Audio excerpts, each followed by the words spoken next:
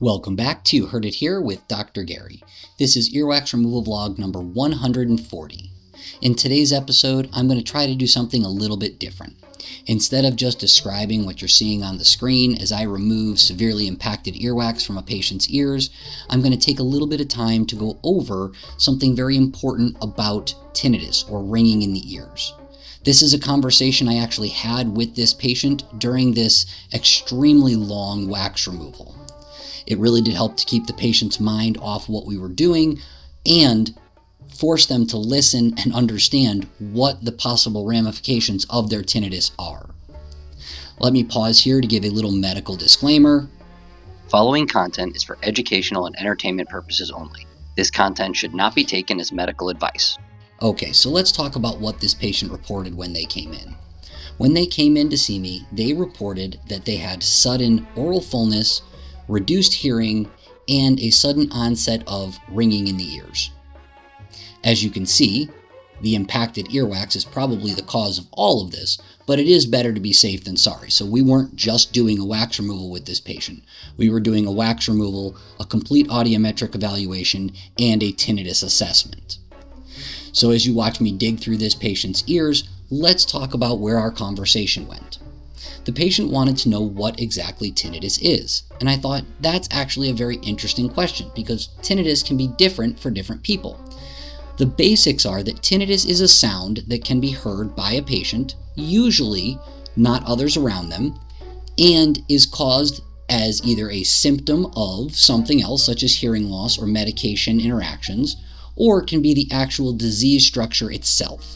So tinnitus can be a lot of different things depending on your personal situation. After that, the patient said, well, yeah, he's got a friend who heard music in his head, and he always thought he was a little bit off. Well, that's not the real words he used, but we're going to be politically correct here.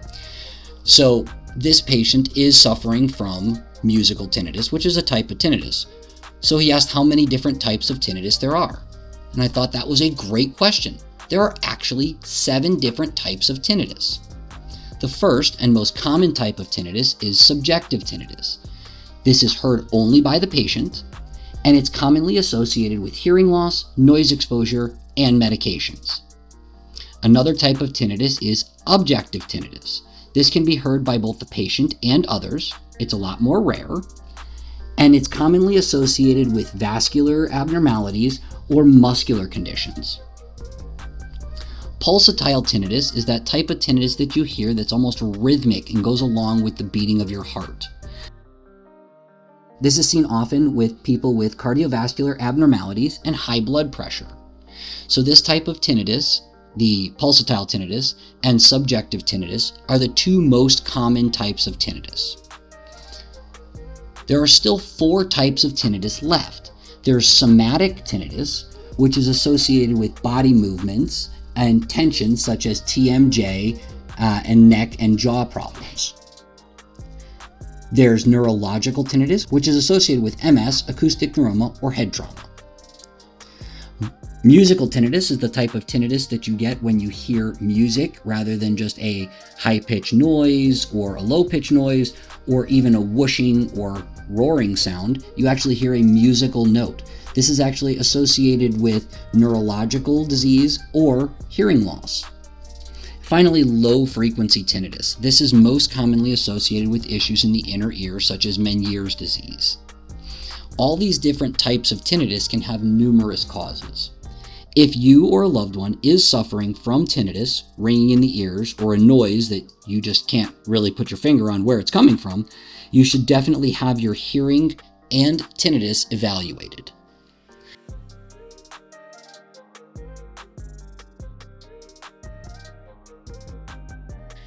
All right, now that we've gone through what this whole patient's conversation was about, let's take a look at their ears. You can see that we're now using the alligator forceps to actually remove a large portion of wax that's been stuck back in this patient's ears. This patient kind of had the gamut. We had to use curette, irrigation, and the alligator forceps to help to remove some of this wax. If you like these wax removal videos, please take a moment to like and subscribe. It really does help with the YouTube algorithm and helps to motivate me to put out this educational and entertainment content for you.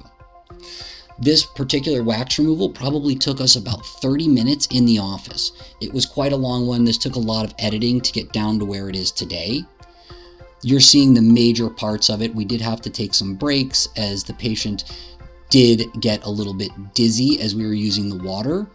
And once we did finish this, we did go on and do a hearing test on the patient. Now, fortunately for this patient, once we get all this wax out, as you'll see coming up here, we were able to find them to have nearly normal hearing, and the fullness in their ear actually stopped right after we got the wax out.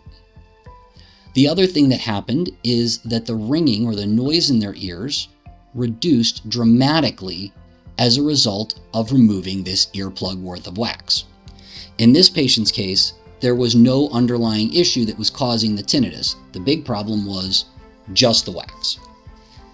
Oftentimes, that sudden onset, people aren't so lucky, and it isn't just wax that causes it.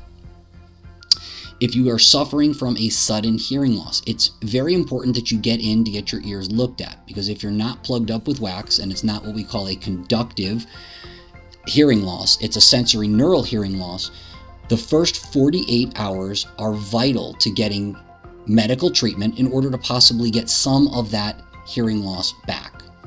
Again, this is not medical advice. These are just facts, and I just want to make sure that you're well aware of what you're looking at.